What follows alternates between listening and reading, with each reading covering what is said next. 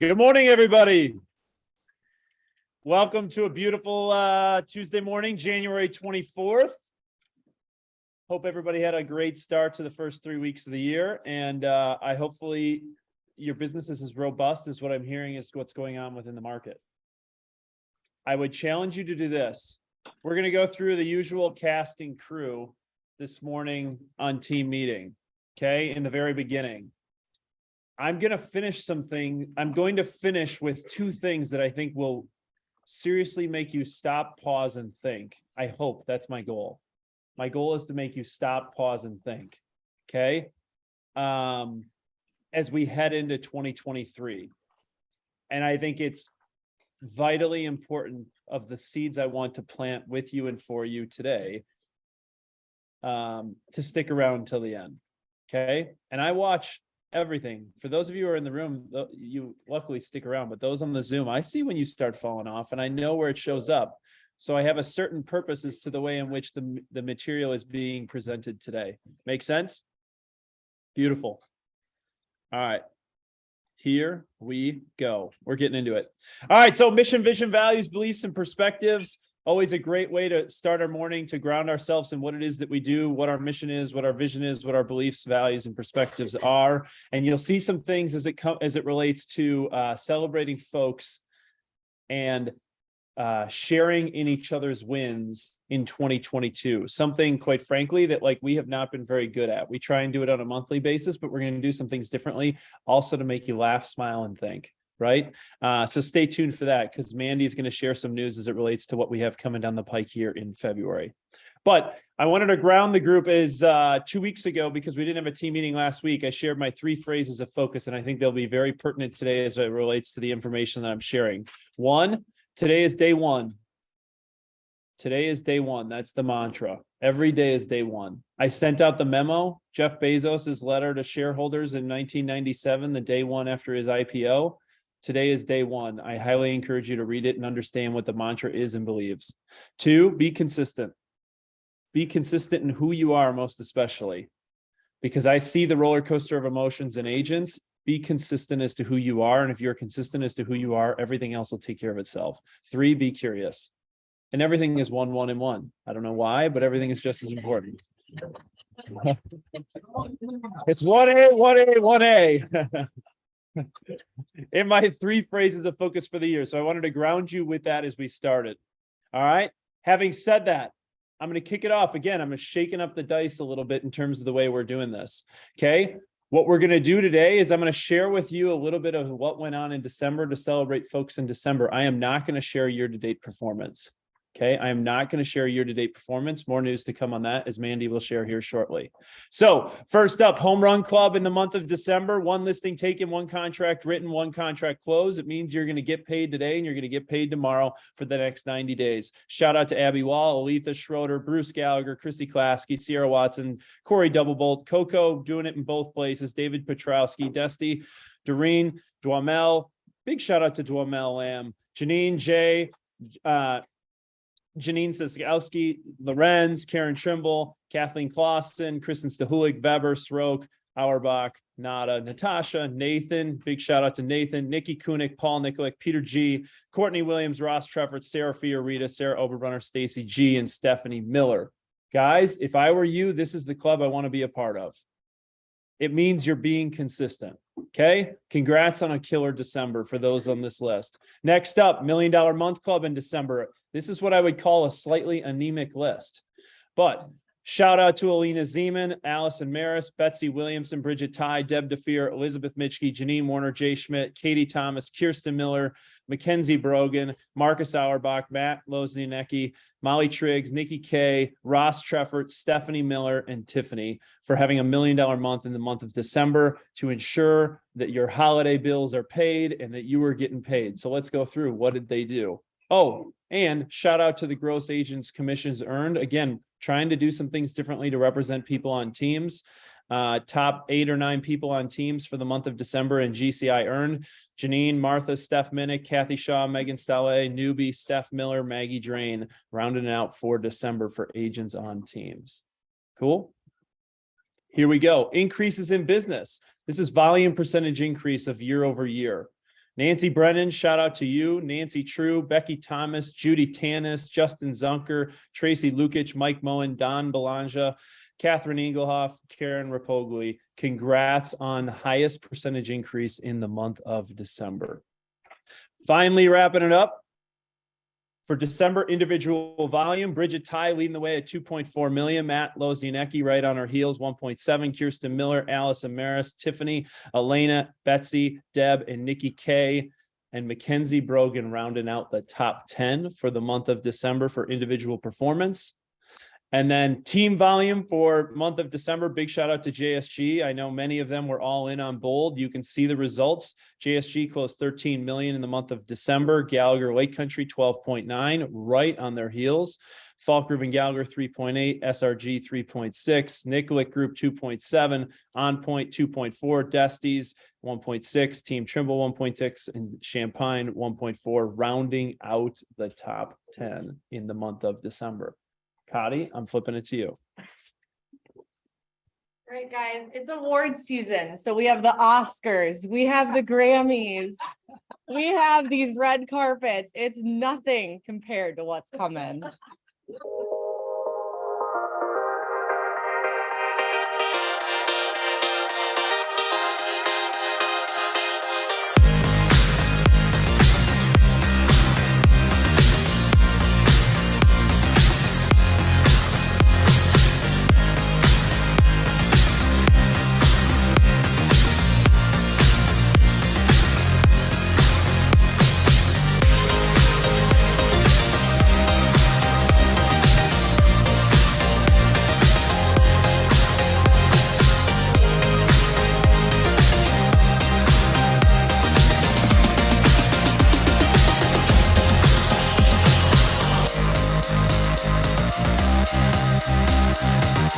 I mean, who's hyped, right? It's gonna be fun. Okay, so we'll play it again here. How do I go to the next slide? All right, here we go. So you guys, we're doing our first ever awards brunch. It's on us that we haven't done this before, quite frankly. The amount of success you guys had last year, we really want to get together and celebrate it. Scan the QR code. Voting is open for those superlative awards that you guys saw. We'll of course go through year-to-date units, volume, all of that great stuff, and a few other specialty awards, but this is people's choice, you guys. So log on, vote for your favorites. We're gonna have Brad behind the bar. We're gonna have Bloody Marys and mimosas. It's not kind of red carpet because it's at 10 a.m. So you don't have to wear a gown. You can. There will be a red carpet. But really excited about it. So this is for North Shore and Innovation, and then save the date as well if you're out in Lake Country.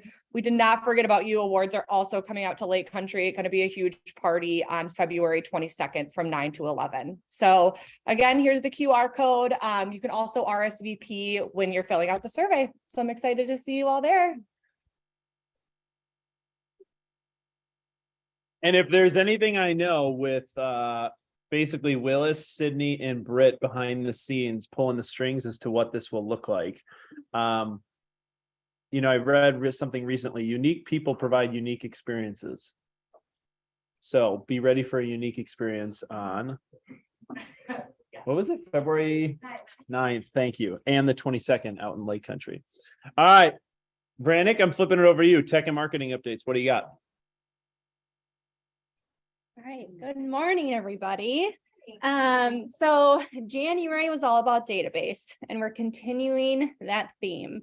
And so you probably saw that on our training calendar. All of the tech and marketing trainings have been focused on how to organize and build your database, how to feed your database. This week, it's about creating a consistent system with your database. And that's where we talk about the DT-D2 system. So you've probably heard me talk about this at one point or another. You've heard about it in bold. You've heard other agents talking about it. But what is DT-D2? It stands for doing the database to. Simply put, it's calling 2 letters of the alphabet by last name each week. So it ensures the consistent one-on-one conversations that you're having with your database at least once per quarter. And it creates habits that form consistency. So we're keeping with the theme for the year, creating that consistency, and that applies to your database as well. So you see on my screen here, this is the schedule for the DTD2 system. And it essentially just goes through each quarter, and every single week you've got 2 letters of the alphabet. And the way that in which you can set this up with your database is you can set it up in Command by tagging your database, and you can tag them with A and W, B and E, D and O, et cetera, et cetera. So you create those tags, and then week by week you go through, you filter, you select the tags in which, I've got my A and W's this week. These are the people that I'm calling, so that you have that list of contacts that you need to call. Instead of just filtering, you can also create these smart views within Command, so that you're easily, instead of just filtering every single time, you have those smart views already created. And then you can utilize the quarterly call plan or manually assign those tasks for each week in which you're calling your database. So this entire system can be set up in your Command account. So besides that, you can also utilize your Command app. So this is a piece of technology at your fingertips. So if you have this set up in Command, you can easily access it on your app. So chances are every single day, you're not going to be sitting at your desktop making these phone calls. You might be out on showings, and in between those showings, you can pull up your phone, you can access those same smart views, and you have that list of contacts that you need to call for that particular week. You can view your tagged contacts, and like I said, you have those smart views at the touch of the app that you have on the go. And so the best thing about the Command app is that when you pull up that list of contacts, you click on somebody, you make a phone call, the app is automatically going to ask you to log that interaction. It's going to have the date in there. All you'll do is enter in a description so that you're logging that activity for every single conversation that you have with somebody. So if you are interested in learning more about the DTD2 system, we have a very special guest this week, Thursday, on our tech and marketing workshop. James Krickeberg with the Southwest office is actually going to be running that training and talking about how he is implementing the DTD2 system in Command. So you're actually hearing from someone who's utilizing this system. So I highly recommend, if you're able to jump on that call this Thursday at 11 o'clock, to do so. So really valuable content this week. Again, it's feeding your database, it's organizing your database, and then it's creating a system for follow-up so that you're consistently reaching your contacts every single quarter and having meaningful conversations. So again, this is this Thursday at 11 o'clock on Zoom. It will be recorded and uploaded to YouTube. So. Beautiful. Brannick, thank you. Guys, I will tell you, James Krickeberg is one of the most intentional people I know. Okay. The guy is not even 30. Last year did about $18 million in real estate. Is incredibly intentional and purposeful with the way in which he approaches his database. And when we were thinking through DTD2, there was no one better that we could put in front of the group in terms of how do you do this at a high level that's really systematized and organized. So if you're interested, feel free to join and jump in. Being consistent is the name of the game. All right, Sheriff Reed, what do we got this week that these guys need to be paying attention to that has shown up on your radar? Good morning, everybody. What showed up on the radar was there's a new Wisconsin statute out. And so I wanted to just remind and highlight what this means to you if you're have buyers that are buying in especially subdivisions. And so I just wanted to go over the difference of the two owner associations, one for condos, and there is one for subdivisions. And we want to make sure that we are aware of that. In the condominium association, you all know about condominium association law. It gives tells what is permitted in the condo, regulations on how things are done, the dues and fees. The guidelines for the living there the floor plans and all of that. So buyer has access to these declarations and bylaws. And when they write an offer or previously writing an offer, and then they have a built-in rescission period for 5 business days after they receive these documents to decide whether they want to go ahead with this, living in this condominium with these declaration bylaws and regulations that are there. So you're aware of that, you know that if you're selling condominiums, but I want to continue on to the next slide. There. This is the paragraph in the condominium offer to purchase that explains the rescission right. And it's something that obviously I'm sure all of you are aware of and know how to deal with it. If you have any questions, make sure you call Steph or I to absolutely understand what it means to your buyer, what the days mean, how to count them, what to expect on the rescission part of a condo declaration and bylaws. So that's all a reminder, but going on to something that may be new for you. If you are selling anywhere in the suburbs in subdivisions, most subdivisions have a homeowners association.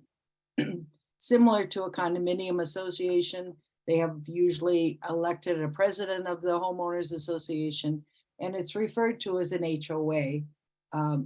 You're really talking about subdivision organizations.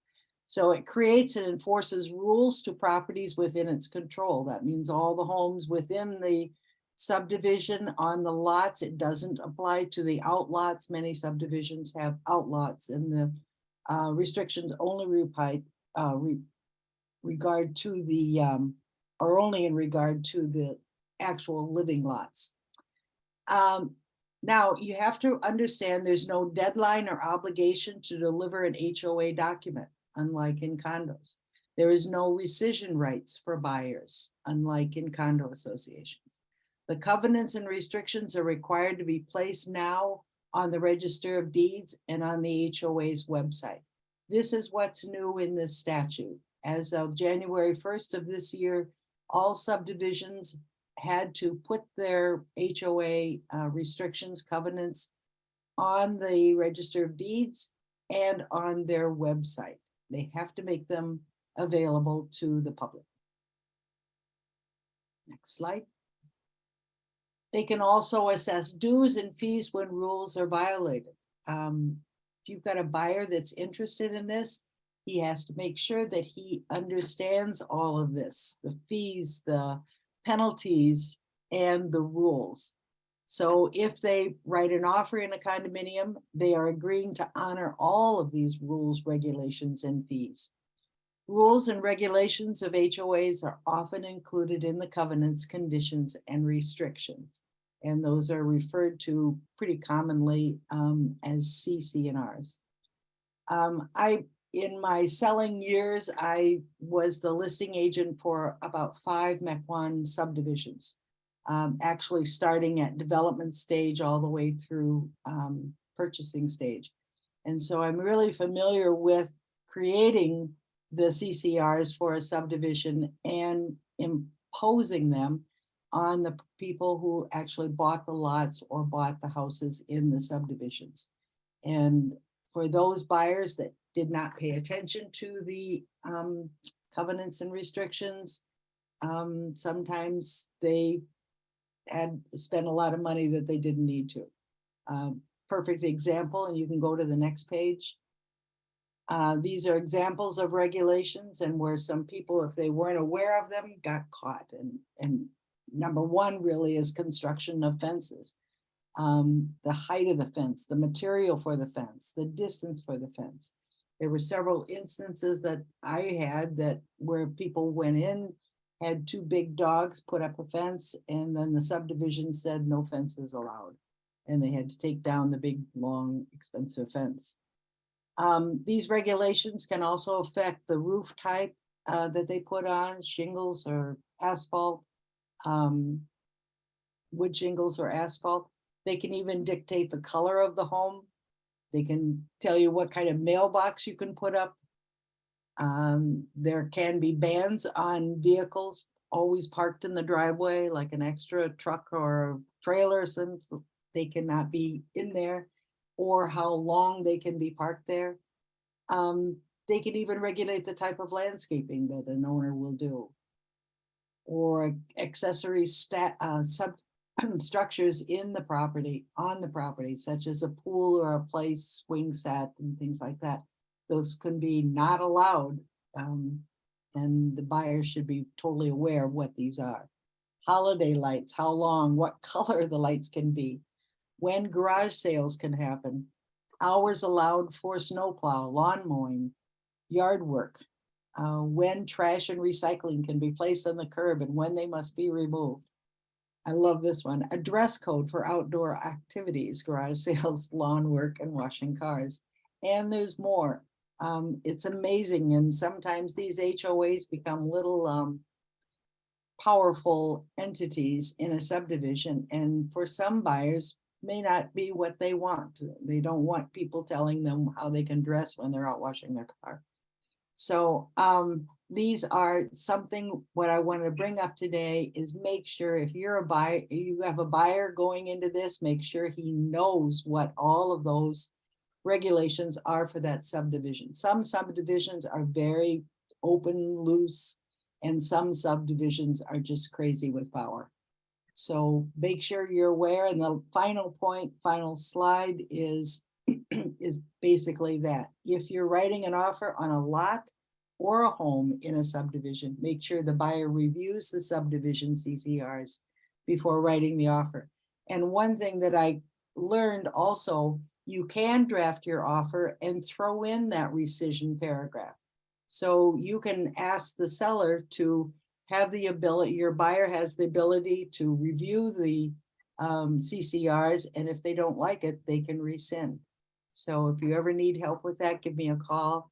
But I've got a lot of experience in subdivisions and a lot of funny stories that went along with it.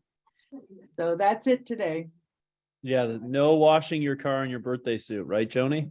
No, you can't do that. All right. Sheriff Reed, thank you. Guys, I know it's interesting. A lot of this stuff has come up and people are unaware of some of these restrictions. If you need help, call Sheriff Reed. She's great. She's been a sheriff. Sheriff Reed, how long have you been doing this? 84. Since 84? Yeah. Nice. Beautiful. Yeah. All right. Thanks, Sheriff. Appreciate it. Sure. All right. Couple MCA reminders for the group. So tax documents, we talked about this 2 weeks ago, but want to make sure because they're getting a lot of questions on it. Tax documents will be mailed to your physical addresses in and around first week of February. It is your home address on file. If you moved, please make sure that you've updated your address on file with Jen or Emily. Also, the 1099 for your agent profit share will be available on the end of the month electronically. It will also be mailed to your a physical copy will be mailed to your physical address on file as well. So you have your profit share 1099 and you have your agent income 1099. Lastly, 3 important reports that you will receive from Jen and Emily, and these will be placed in the Market Center mailboxes for you as it relates to all of your business expenses. Okay? It's important reports if you don't want to pay Uncle Sam too much money. One is the closed DA report that has itemized closed transactional and GCI report for every deal you did in 22. The associate expense report itemizes all agent expenses that we took through via agent invoices. If you made a donation to KW Local Cares, if you submitted a file that was late and you got fined and you supported someone's educational efforts because that's what they go to, all of that is on those reports. Those are being emailed even more efficiently. I did not realize that. They are being emailed out here at the end of this month. So be on the lookout for all of that information from Jen and Emily. And if you need any help, they are happy to help you to ensure that you have everything you need come tax season. Cool? Beautiful.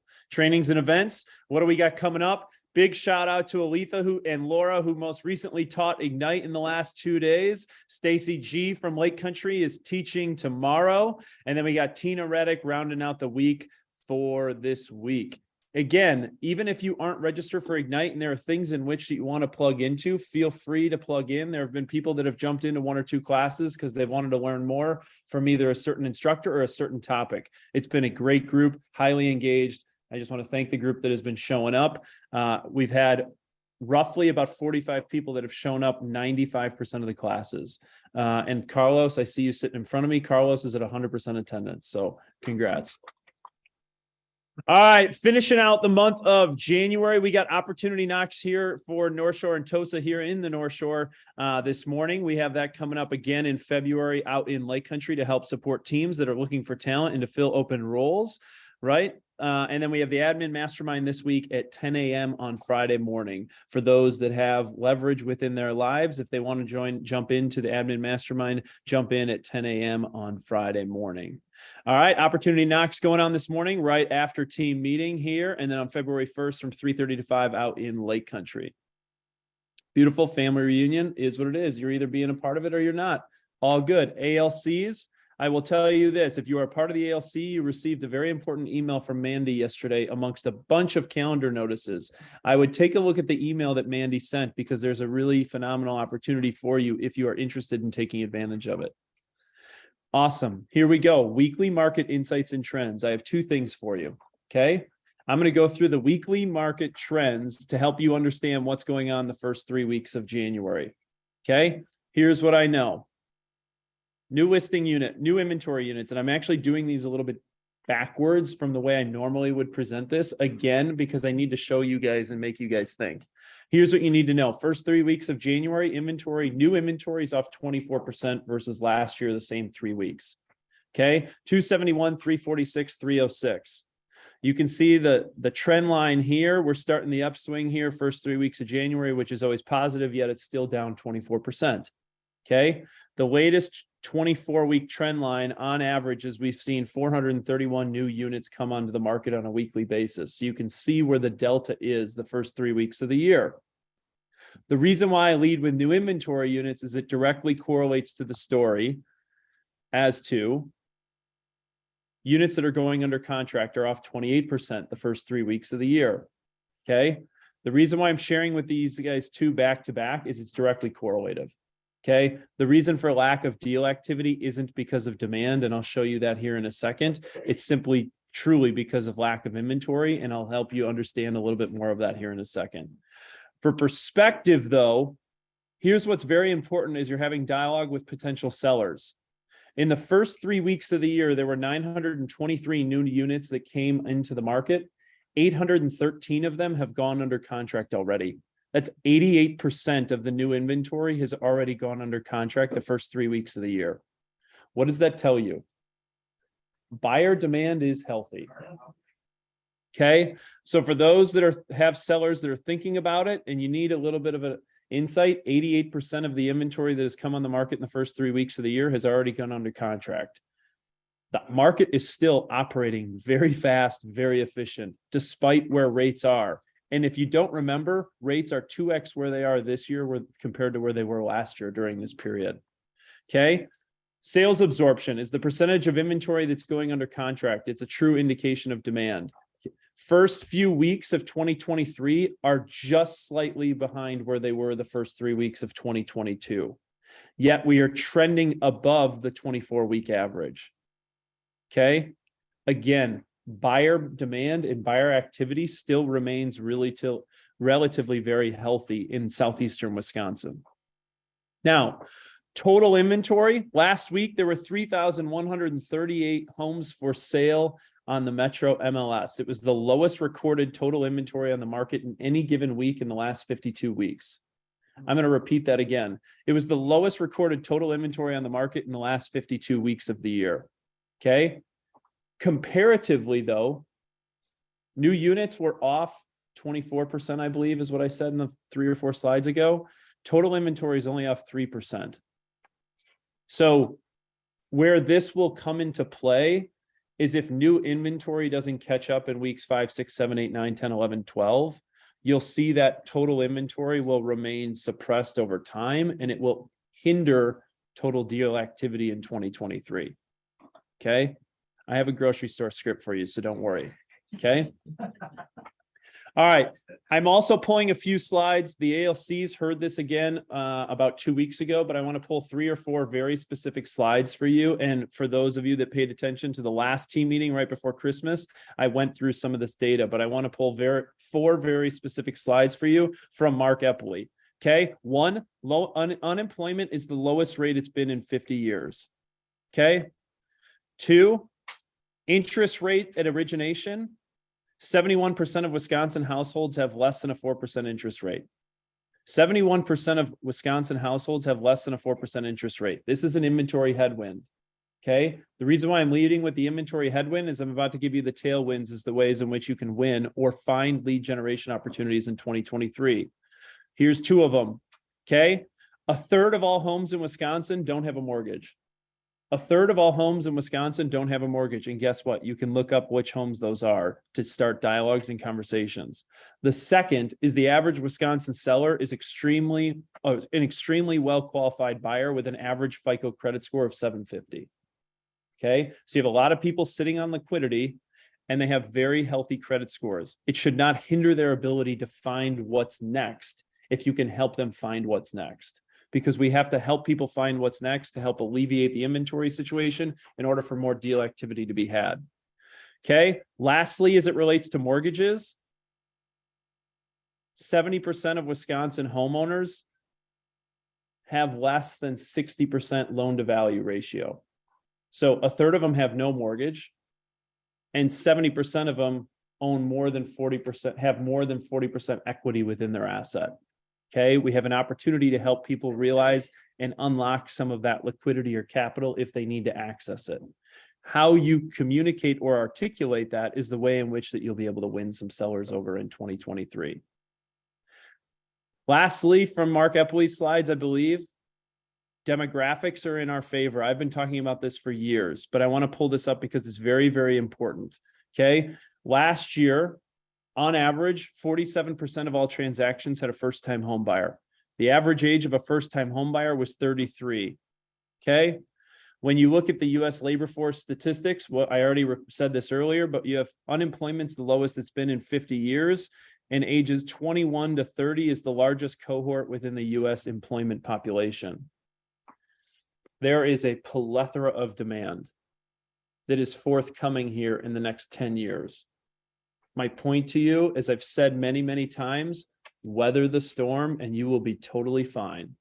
The question remains is how long the storm will occur before rates start to go down, more inventory starts to come up, and deal activity kicks in. I am very bullish on our market in the next 3 to 5 years. What I don't know is what happens in the next 3 to 9 months. Make sense? That's what I just don't have a crystal ball to. So here's my I have 2 grocery store market of the moment scripts for you as it relates to what this means for you and your sellers. And then I'm going to plant your seed. Okay. Despite rates where they are, and reminder, they're 2x today than what they were last year at this time. The first 3 weeks of data in 2023 are telling us their demand remains strong. How do we know this? Number of homes going under contract is equal to that of new inventory coming to the market on a weekly basis. Current inventory is going under contract at rates we see during peak selling seasons. Peak selling season, you see about 10% sales absorption rate. Okay. All of this is happening in spite of historic low levels of inventory and a rate environment that is 2x where it was this time last year. So what should I do? When should I sell? The answer is now. Why? Historically low inventory levels, buyer activity remains high, little competition mixed with high buyer activity is driving pricing activity up. That is still happening. Okay. 88% of units that have come on the market in the first 3 weeks of the year are already under contract. What do I need to do to buy? Have your financial affairs in order, ready to move fast, understand your financial purchasing power, because for a lot of people in the last 12 months, it's totally changed, right?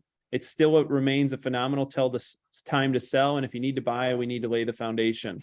My concern for our industry is this: if our industry has an inability to communicate their value in order to get more sellers, we will continue to suppress deal activity in 2023. It's simply a supply demand issue. Okay. The reason why I share that with you is there shouldn't be a cause for concern. Just keep playing the game, keep having the willpower, and keep investing in your resources at playing the game long-term. Okay. And here's where I'm going with this. Anybody know what this is?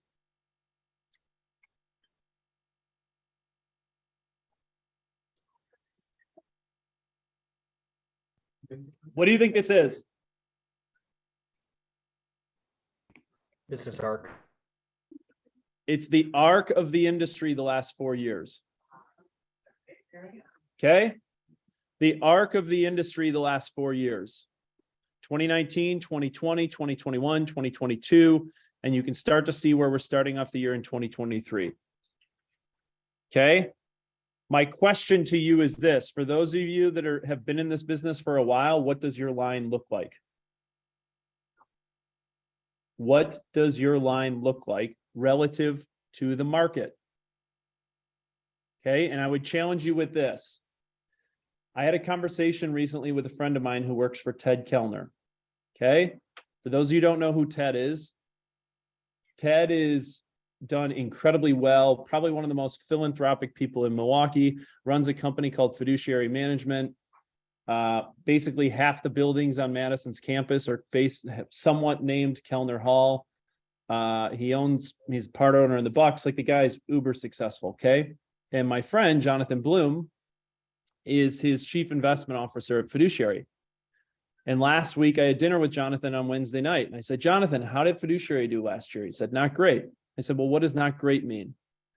He said, well, we were down X, but the market was down Y. And I said to Jonathan, I said, well, that's relative to market performance, not bad. And Jonathan deadpan looked at me in the face and says, you don't understand who I work for. Relative performance is irrelevant. Absolute performance is the only thing that matters. Okay? Absolute performance is the only thing that matters. So my question to you, based on where the arc and the trajectory of where our business is headed, is what is the trajectory of your business and what is your absolute performance within it? Okay. And I'm going to ask you these questions. What does your line look like? And what is the outcome of your leadership? And the reason why I want you to focus on the outcome is this. When you focus on the outcome of your leadership, whether it's for you or your family or whatever it is that those that you lead, something happens that is not supposed to happen. That is the outcome of leadership. Something happens that is not supposed to happen. So where is your leadership within your business or your life? What is your impact and what am I changing based on my trend? Because absolute performance is the only thing that matters. Now, I have a question for the group. Anybody have any understanding as to what this number is? Listings last year. Brewster, you're on top of it. There were 3,359 listings that were taken within Milwaukee Metro MLS in 2022. Okay. Now, 30,359 units listings taken last year. It's the totality of the market. I have 3 questions for you. Are you done? The answer would be no. Otherwise, you wouldn't be here. And for those that have been at this game a while, the reason why you still play the game is because you have not achieved what you desired to have achieved yet. Right? And have you picked something big enough to go after it? Because with 30,000 listings, it means there were 60,000 deals that were had across the Metro MLS last year. 60,000 deals. Jay finished Metro MLS number 1. Jay, what was the totality of your business? How many units? 387. 387. That's 387 out of 60,000 deals. My point being is relative performance, it doesn't matter. It's all about absolute performance. And there's a big enough opportunity. Don't focus on the down 24% on new listings. Don't focus on the down 28% on units under contract. Focus on absolute performance and where it is that you want to go based on the big number that you wish to achieve and go after it. Because there's no way you can look at 30,359 new listings and say, I can't achieve my goals. Make sense? It's all about absolute performance. The market is plenty big enough. The market is plenty big enough for you to achieve your goals in 2023. 60,000 deals to be had. Okay? And I'll leave you with this. Today is day one. Be consistent and be curious. Guys, there's your team meeting for January 24th. Have a great day, guys.